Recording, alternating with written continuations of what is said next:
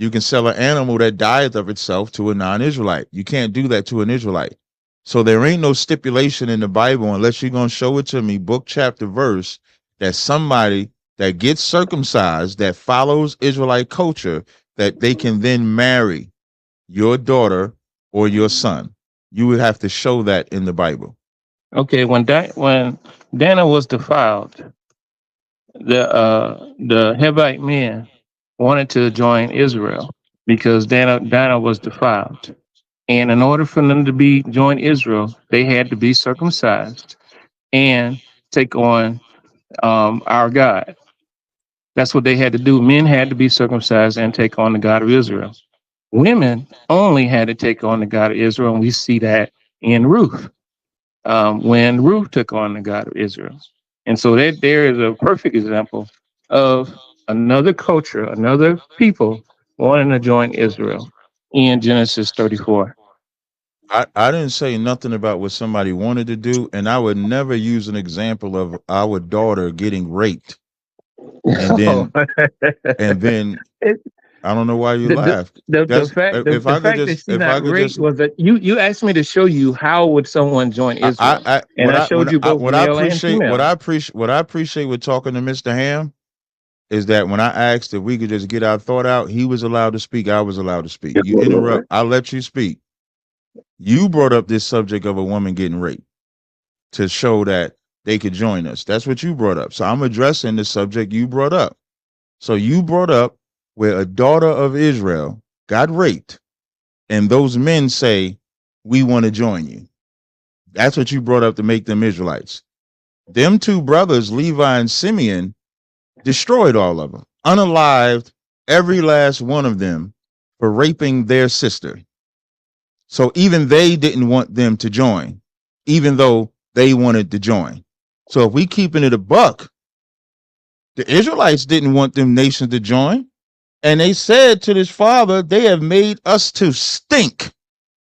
Stink. That's what Simeon and Levi say.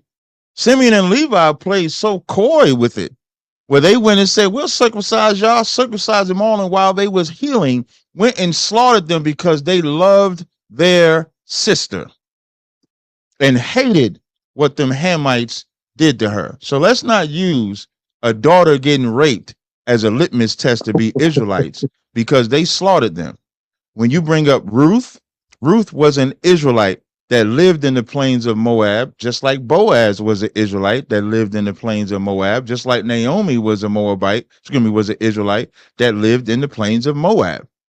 So again, I have not seen no law, because that's the question that I asked. I have not seen a law where a person can convert to being an Israelite and then they can get married to an Israelite. I've not seen it. Okay. Genesis 34:30.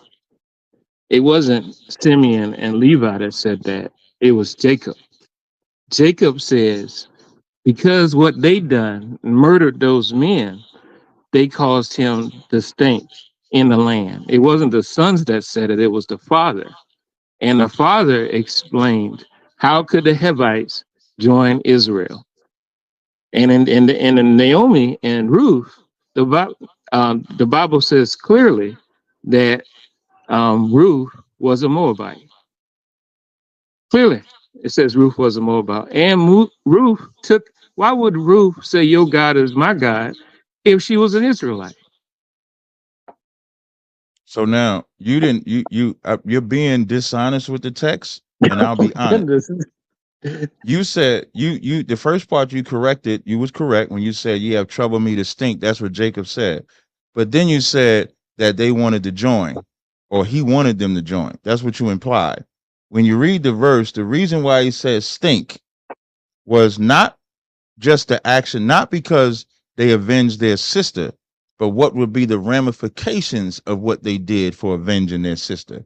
Because when you read it, it says, you have troubled me to stink among the inhabitants of the land, among the Canaanites and Perizzites, I being few in number, and they shall gather themselves against me and slay me, and I shall be destroyed, I and my house. And their response was, and they said, should he deal with our sister as with an harlot? That was the response. Because in righteousness, the only person that should have been judged was Hamor, because he was the one that violated their sister. What they did was took vengeance on people that had nothing to do with it, which was the real point of what Jacob was saying about the stinking. And now they would have to move because they didn't want the tribes to go on them. But I want to bring this back. There is no law. All I'm asking is for a law. You said when a non-Israelite becomes a proselyte or converts, that you can marry them. And I'm asking you to show, like, that's how you end it. Like when I go into the law says you marry your own. You don't marry outside of your race. That's in the law. I can stand on that. I can show examples where Nehemiah said, did not Solomon sin by these things? I can stand on that. You would have to show me where a non-Israelite can convert and then it says they can be married. Let's read. Oh, sorry. I'll be done right here. I also showed the difference in how you deal with non-Israelites and Israelites in the law. So can you show me in the law where Moses wrote or somebody wrote that you can marry them after that? Let's read what the Bible says. Genesis 34:14. And they said unto them, we cannot do this thing to give our sister to one that is uncircumcised, for that will be a reproach to us. But in this we will consent unto you, if ye be made as we be, every male of you circumcised, then we will give our daughters unto you, and we will take your daughters to us, and we will dwell with you, and we will become one people.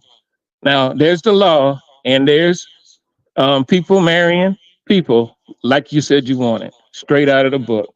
Genesis 34:14 through 16. And please tell me that doesn't say what it says. That's not a law. That's a story. Like you can laugh. So, wait, hold on. That's not a law. That's a story.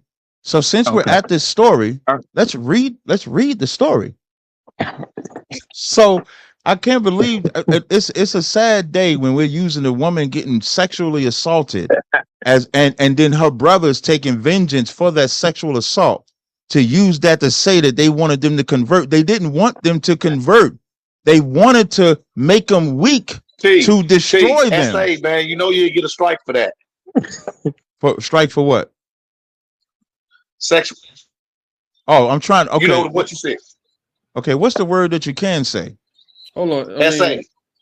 Okay, SA, I got you. I appreciate that. So now we're using a story of a daughter of their sister getting SA'd, them being cunning. They're lying to them. That's what we're reading. So when it says, when you read that verse, let's start at 13. And the sons of Jacob answered Shechem and Hamor, his father, deceitfully. Why he didn't read that verse? Because this verse lets you know everything they saying after that is deceit. It ain't righteous. It ain't the law. So it says, and the sons of Jacob answered Shechem and his father deceitfully and said, because he had defiled Dinah, their sister. Now, after that, they say, and they said unto him, we cannot do this thing to give our sister the one who is uncircumcised, for that's a reproach. So now this is all the deceit. But in this we will consent unto you. That's deceit. I'm just skipping just for time's sake. Then we will give our daughters unto you and take your daughters unto us, which first of all, like now, they know the law. Once they circumcise, they come in. But they playing them. It's all deceit. It says, and then 18 says, and their words pleased Hamor and Shechem's son.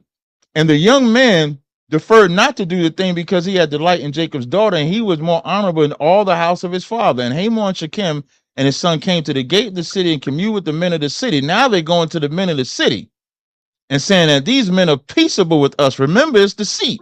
Therefore, let us dwell with the land, trade therein, and is loaned to us, and let us take their daughters for us as wives, and let us give their daughters, all based on the deceit of Levi and Simeon. Only herein will men consent with us for to dwell with us, to be one people. Every male of us must be circumcised. And it said this 24. And unto Hamor and unto Shechem, his son, hearken, the old city of the gate went, and every male was circumcised. And it came to pass on the third day when they were sore, that the two sons of Jacob, Simeon and Levi, Dinah's brethren, took each man his sword and came upon the city boldly and slew all the males. Deceit fulfilled. So when you brought that verse out, you should have read the above verse. That's why I said you're dishonest with the text. An honest man would not use this to say that this is in the law, because this is what they're doing. When we talk about the letter of the law, you talk about when Moses gave, like when I read Deuteronomy, the 7th chapter, that Nehemiah quotes, that Ezra quotes, that 1 Kings 11 chapter quotes. Again, you can't show in the law the question. Show in the law that if a non-Israelite converts to being an Israelite, that they can then marry an Israelite. The question is very simple. And if you can't, we can just go to somebody else. Okay. Is it my time to talk now? Yep. All right. I'm going to do this quick. I mean, that was a great rabbit hole you pulled, and that was a great emotionalism with the essay. But the Bible clearly says, and that's Jacob speaking. I mean, you actually said it's not a law, it's a story. But anyway, the Bible says, but in this we will consent unto you, if you will be as we be, every male of you be circumcised, then we will give our daughters unto you, and we will take your daughters, and we will dwell with you, and we will become one people. These are the Hivite men about to become one people with Israel. And you can throw the SI all you want and emotionalism all you want and rabbit holes all you want. The Bible speaks it clearly, and it speaks it verbatim. And what's so, the deceit? I mean, what's the deceit? What is the deceit? The deceit is what the sons did. That's the deceit. They killed, they were murdered. And Jacob said that. He said, you caused me to stink in this land. The men were about to join Israel.